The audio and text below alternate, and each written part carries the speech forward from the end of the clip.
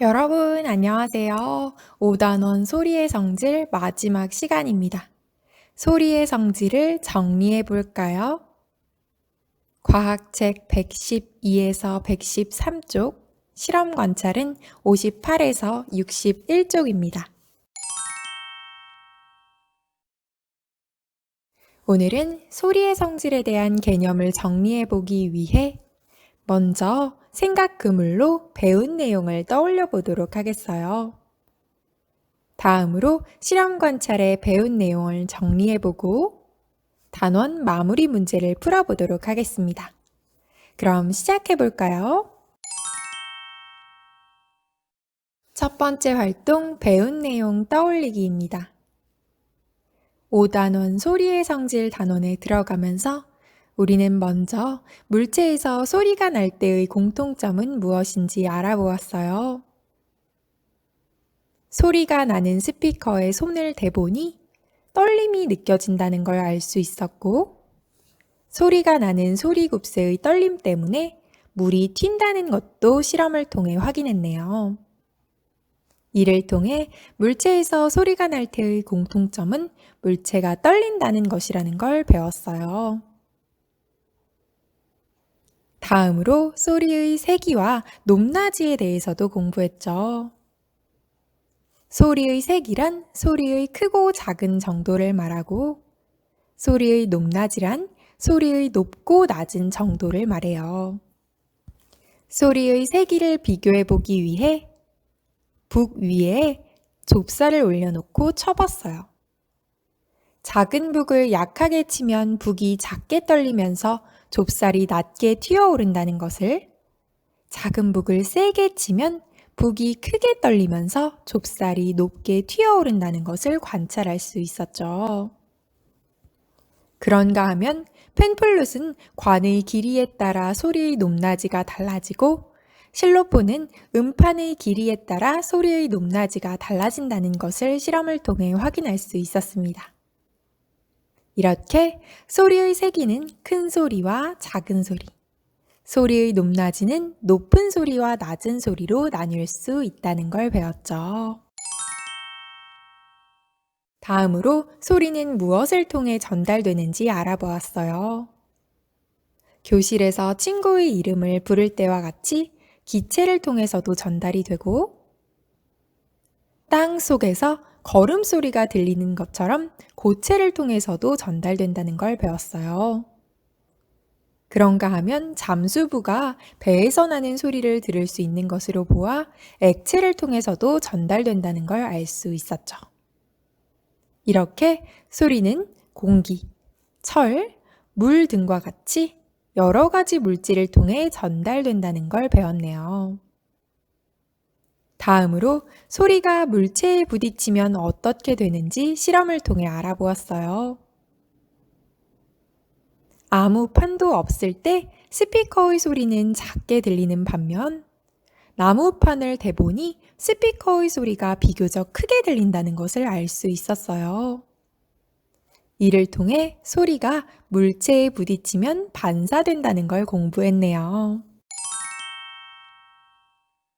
그런가 하면 마지막으로 우리 주변의 소음을 줄이는 방법에는 무엇이 있을지 알아보았어요.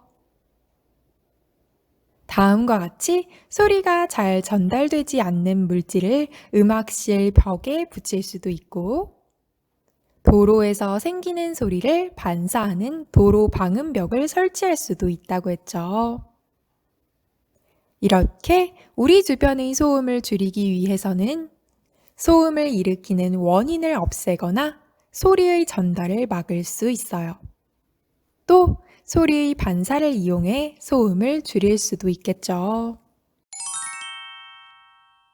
그럼 선생님과 함께 실험 관찰 58에서 59쪽에 정리해 볼까요? 먼저 실험 관찰 79쪽에 있는 붙임딱지를 준비해 주세요.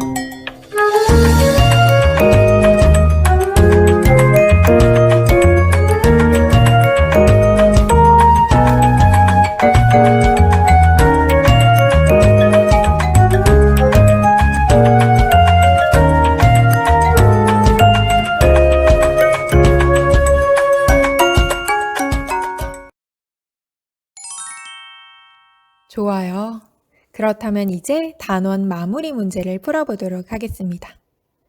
영상을 잠시 멈추고 여러분의 실험 관찰 60쪽에서 61쪽에 있는 단원 마무리 문제를 풀어주세요.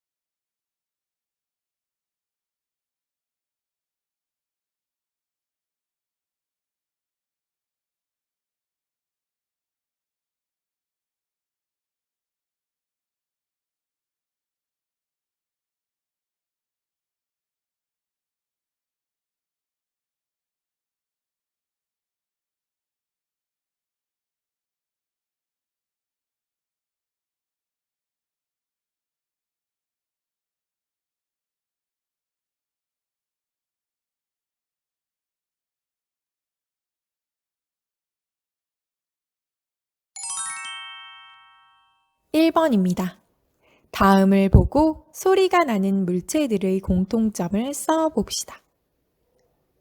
차례로 소리를 내면서 목에 손을 댔을 때, 소리가 나는 스피커에 손을 댔을 때, 소리가 나는 소리굽쇠를 물에 대었을 때가 나와 있네요.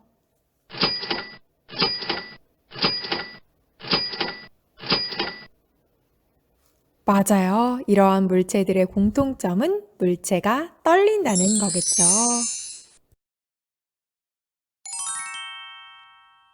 2번입니다. 다음은 소리의 세기와 높낮이를 비교하는 활동입니다. 각각 소리의 세기와 소리의 높낮이 중 무엇을 비교하고 있는지 써봅시다. 첫 번째에는 같은 음판을 약하게 칠 때와 같은 음판을 세게 칠 때가 나와 있네요. 두 번째에는 짧은 음판 치기와 긴 음판 치기가 나와 있어요.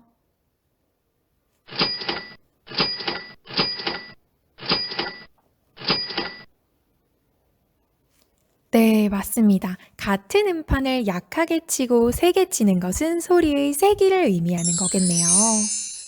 반면 짧은 음판을 치거나 긴 음판을 치는 것은 소리의 높낮이를 비교하고 있는 거네요. 좋아요. 3번입니다. 운동장에 있던 지유는 교실에서 자신을 부르는 소리를 들었습니다. 이때 소리를 전달하는 물질로 옳은 것은 어느 것인가요?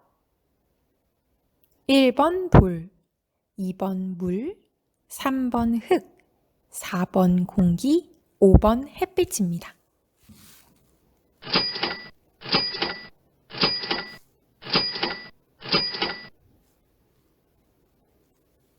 네, 맞아요. 정답은 바로 4번 공기겠네요.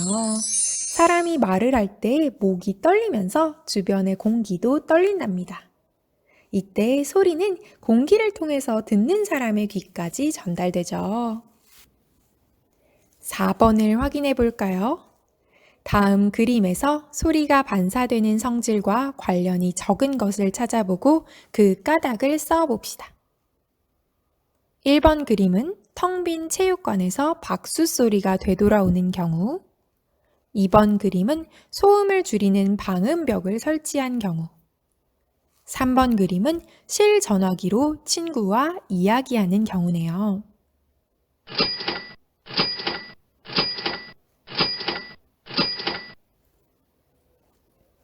네, 소리의 반사와 관련이 적은 것은 맞습니다. 3번이겠죠.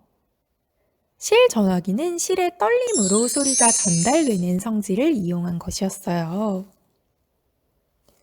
텅 빈 체육관에서 박수 소리가 되돌아오는 현상과 도로 방음벽은 소리의 반사와 관련이 있겠죠. 좋아요.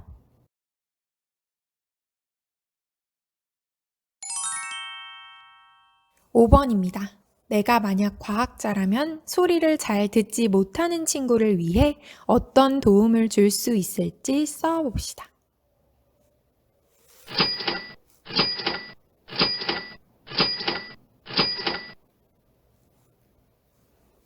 네, 선생님은 다음과 같이 적어주었어요. 소리를 잘 듣지 못하는 친구를 위해 소리가 잘 전달되는 특수한 보청기를 만든다. 이 보청기는 소리가 나는 물체의 떨림을 잘 찾아내서 아주 작은 소리도 듣게 해준다. 또 소리의 높낮이를 자동으로 조절해준다. 여러분은 또 어떤 기발한 상상을 해주었나요?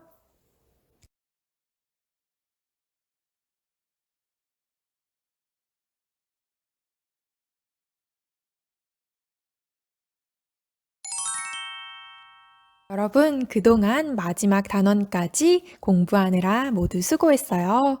우리 다음 시간에 다시 만나요. 안녕!